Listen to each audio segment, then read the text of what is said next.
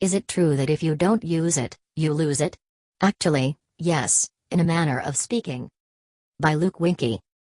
According to 2016 research, millennials are having less sex than any generation since the 1920s. This is a bad thing for a few reasons. 1. Sex is fun, and you should be having as much of it as you can, and 2. They're all missing out on the many well-documented health benefits of having sex regularly. Of course, that's not always possible for various reasons. Maybe your partner is out of town, or you're just in between relationships. But what actually happens to your body when you don't have sex for a long time? Here are 6 of the most surprising side effects. 1. Your rhythm gets thrown off the next time you have sex. You know that old expression, if you don't use it, you lose it? Science suggests that to a degree, that might be true. A 2008 study in the American Journal of Medicine concluded that men in their 50s, 60s, and 70s that weren't sexually active were more likely to suffer from erectile dysfunction. This makes some sense. On an intellectual level, navigating all those arms and legs and erogenous zones can get pretty confusing, so imagine trying to navigate the core mechanics of intercourse after months and months of not having sex at all. Luckily, there's an easy solution. Even if you don't have a partner, the research suggests ejaculating regularly can help alleviate some of these effects.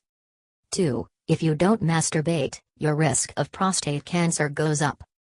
If your dry spell extends to the self-pleasure zone, that is, if you're not masturbating at all, research says that's not healthy. In fact, multiple studies have pointed to the conclusion that high ejaculation frequency is linked to a lower risk of prostate cancer. So get out those baby wipes and turn on Pornhub for the sake of your own health. 3. Your blood pressure can spike. A great night of lovemaking can make literally everything else in the world feel better. Even if your boss won't stop breathing down your neck, or if you're under a bunch of deadlines, you're consistently getting laid, so all of that stuff seems super manageable. Science says that's not a coincidence. In fact, a 2006 study in the medical journal Biological Psychology found that people who were having regular sex had lower levels of blood pressure than those who weren't. 4. You get more stressed out. A great night of lovemaking can make literally everything else in the world feel better. Even if your boss won't stop breathing down your neck, or if you're under a bunch of deadlines, you're consistently getting laid, so all of that stuff seems super manageable. Apparently, there's a scientific reason for that. Neuroscientist Dr. Deborah W. Suss said in an interview with Men's Health that during orgasm, endorphins are released that can help to improve your mood, she says. So, if you tend to use sex as a way of coping with stress, a dry spell can be doubly frustrating. 5. Your immune system gets weaker. Orgasms are incredibly beneficial to your immune system, as psychologists Carl Charnitsky and Francis Brennan Jr. found. They conducted a study where they asked patients who were having sex once or twice a week to provide saliva samples.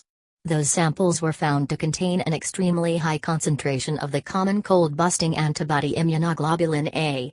Who knew that extremely close contact was a net positive in terms of preventing illness? 6. Your work performance might slip.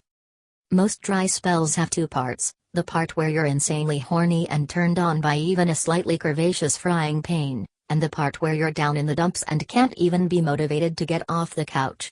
Apparently, that can even spill over into your employment satisfaction. An Oregon State University study found that couples with an active sex life were much happier at work. Maintaining a healthy relationship that includes a healthy sex life will help employees stay happy and engaged in their work, which benefits the employees and the organizations they work for, says Keith Levitt, an associate professor at the college.